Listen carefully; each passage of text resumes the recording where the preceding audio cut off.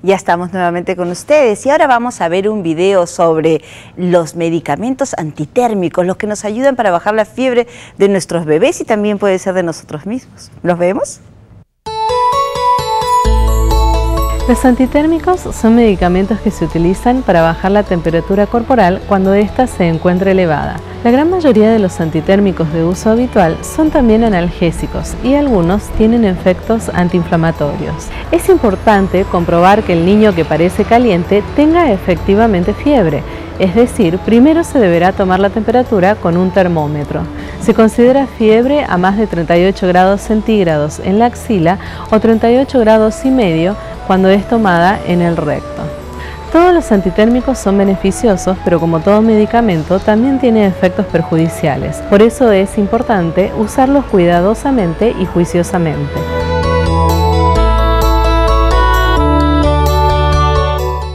Muchísimas gracias, muy preciso todo lo que nos has dicho. Y ahora nos vamos con Ceci, que ella tiene también muchas cosas buenas que decirnos. Así es, mi Yori, y les cuento a todos los que nos están viendo que ahora vamos a tratar un tema muy importante, muy interesante. Hay que estar todos muy alertas ante la diabetes. Vamos a hablar sobre esta enfermedad que cada vez cobra la vida de más personas y que está más presente a veces y muchas veces sin que lo sepamos. Pero tenemos a nuestra invitada para hablar sobre este tema. Ella es la doctora Maybé Ramos, es médico cirujano ocupacional. Bienvenida. Muchas gracias, Cecilia, por la invitación y para hablar de este tema tan importante, como refieres, que afecta a tantas personas. Y muchas veces silenciosamente, ¿no? Sin que nos demos cuenta. Es correcto, silenciosamente. Cuando uno llega a un diagnóstico, probablemente a veces ya encuentra que hay daño en determinados órganos y lo único que nos queda es controlar la enfermedad y esperar que no avance. Así es.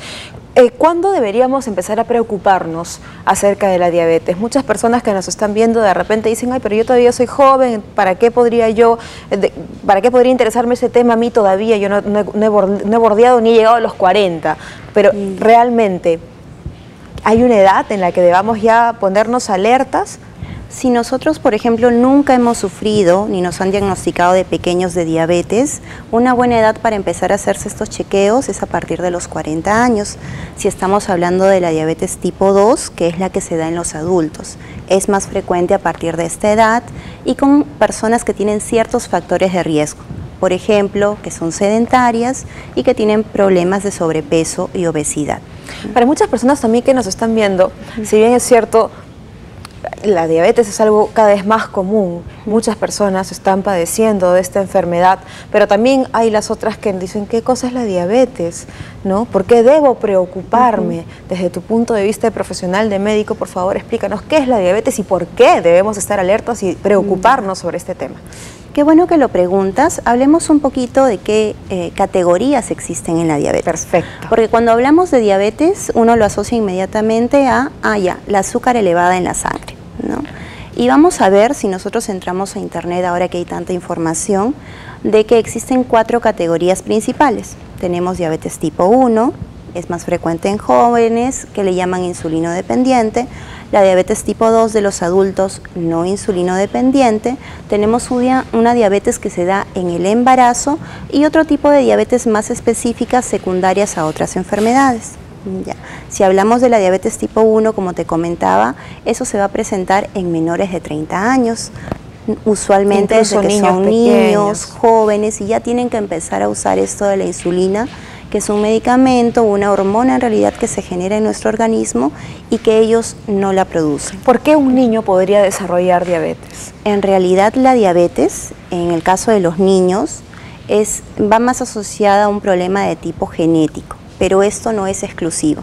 Tiene que haber todo un componente de factores, ¿no?, ambientales también. Genético vale decir congénito, o sea, nacen con eso. Nacen con esa deficiencia por algún motivo. El sistema inmunológico ataca las células del páncreas, que es donde se genera la insulina, y ellos llegan a un momento en que ya no producen insulina. Como no producen insulina, ¿cuál es la solución? Darles la insulina. Por eso es que cuando vemos niños que tienen diabetes, usualmente los vamos a ver que se tienen que estar inyectando este medicamento, esta hormona, ¿no? Este tipo 1 obviamente va hasta la adolescencia y, como tú decías, hasta antes de los 35 años aproximadamente. Luego tenemos el tipo 2, que ya es el, digamos, el común, el que también se está como que propagando cada vez más en nuestro país. El que usualmente dicen, no, lo que pasa es que ya le ha dado porque es mayor. Claro. Ahora, ese va asociado, como te decía, usualmente a personas que tienen más problemas de sedentarismo, obesidad, y hay todo un componente familiar de por medio. Para el tipo 1, por ejemplo, cuando tú tienes dos gemelos que son idénticos, no necesariamente los dos van a presentar la diabetes tipo 1. ¿Ya? Más o menos es aproximadamente, si no me equivoco, un 50% de probabilidad. En el caso de la diabetes tipo 2, sí te das cuenta que cuando nosotros vamos a una evaluación médica, el doctor nos pregunta, ¿algún antecedente? ¿Sufres de hipertensión? ¿O alguien en tu familia, mejor dicho, ha tenido hipertensión, diabetes? Y si hay un componente, sobre todo de tipo materno, uno tiene mayor predisposición a sufrir de esta enfermedad. Ahora, por el tema también de la alimentación, es que se ve mayores casos, o mejor dicho, más casos de diabetes. Además que la alimentación en general del peruano promedio, ¿no?, está, digamos, es rica en carbohidratos, en harinas, ¿no?, y también en dulces. Tenemos dulces maravillosos, de los cuales evidentemente nadie se quiere privar, pero estos dulces en combinación con estos carbohidratos, o en este caso estas harinas que también metabolizan en sangre como grasa, como azúcar, ya es una mezcla bomba, ¿no?, como para ser detonante de una enfermedad como la diabetes. Es correcto. Yo puedo tener mi mamá, mis abuelos que han tenido diabetes y yo tengo mayor riesgo. Pero si yo de repente soy una persona que me cuido, como tú dices, hago actividad física, tengo una alimentación balanceada, mi riesgo de sufrir de diabetes va a caer bruscamente, es mucho menor. Pero a diferencia, y es cierto, la realidad de nosotros es la comida que es deliciosa, los dulces, ¿no?, que son exquisitos igual.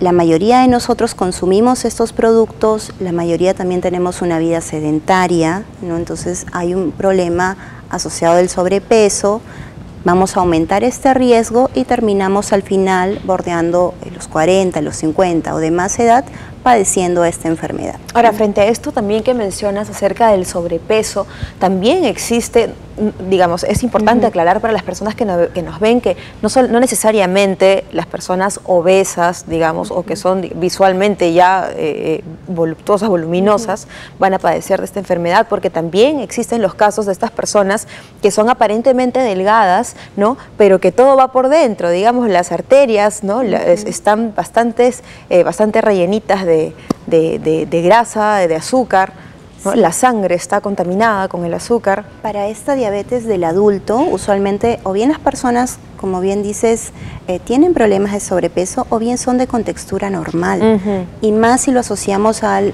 componente familiar que pudiera haber, yo puedo tener una persona que no tiene absolutamente ningún problema de peso y tiene problemas de diabetes. Ahora, si vemos incluso los síntomas que da la diabetes cuando ya está avanzada, donde yo puedo tener mucha sed, tengo muchas ganas de comer, voy a orinar a cada rato, también hay un problema de pérdida de peso sin una causa aparente. Entonces, una persona que de repente tenía un poquito de problema, un mínimo sobrepeso, se descompensa un poco con la diabetes, va a bajar de peso. No se va a explicar, una persona que baja de peso definitivamente pues va a estar conforme, contenta, ¿no?, y no se va a imaginar que atrás de todo eso existe esta enfermedad. ¿Cuáles son efectivamente los signos de alarma, los signos de alerta a los que debemos estar atentos para descartar una diabetes? Ya, como te decía, cuando ya se dan los síntomas es porque la enfermedad está avanzada, pero los principales son estos. Lo que le llaman polidipsia, que yo voy a tener mucha sed, es decir, no la sed normal que nosotros tenemos, porque uno puede tener sed porque no tomó líquidos, tomas un vaso de agua y esa sed te calma. En una persona que tiene diabetes no, va a tomar un vaso de agua, va a tomar otro vaso más y la sed no le va a calmar. Sin presencia de hacer ejercicio, sin necesidad de haber hecho, de haber desgaste físico, ¿no?, esa deshidratación que se da por el ejercicio. Igual va a ocurrir con la comida, es una cosa que no es que tenga hambre, simplemente el hambre nunca le va a calmar, mejor dicho, va a tener un hambre pero que no va a ser saciado, ¿no? Va a estar queriendo comer, sobre todo dulces, ¿por qué? la glucosa va a estar alta, pero esa glucosa nuestras células no la van a poder usar. Entonces, para el organismo es como si no hubiera glucosa y va a pedir prácticamente a gritos que ingrese glucosa. Por eso es que les da ganas de comer. Si ingerimos muchos líquidos, definitivamente vamos a querer ir al baño seguido, ¿no? La orina hay que fijarse que tenga de repente una característica especial. Usualmente cuando la orina es abundante, en la orina se van las proteínas y la orina va a ser muy espumosa, ¿no? Fuera de que si hubiera un examen de la orina, va a salir que está la glucosa presente. Esa orina en realidad va a ser dulce, ¿ya? Y lo otro, que los cambios de peso, ¿no? sin la causa aparente. ¿Cuál es el examen que nos puede ayudar a determinar si es que hay una presencia de diabetes o no?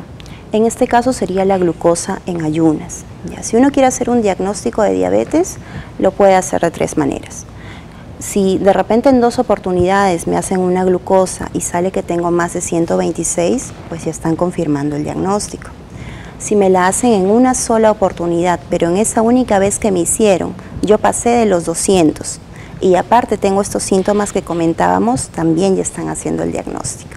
Y lo otro, hay una prueba especial que nos hacen consumir cosas muy dulces y después nos empiezan a hacer estas glucosas.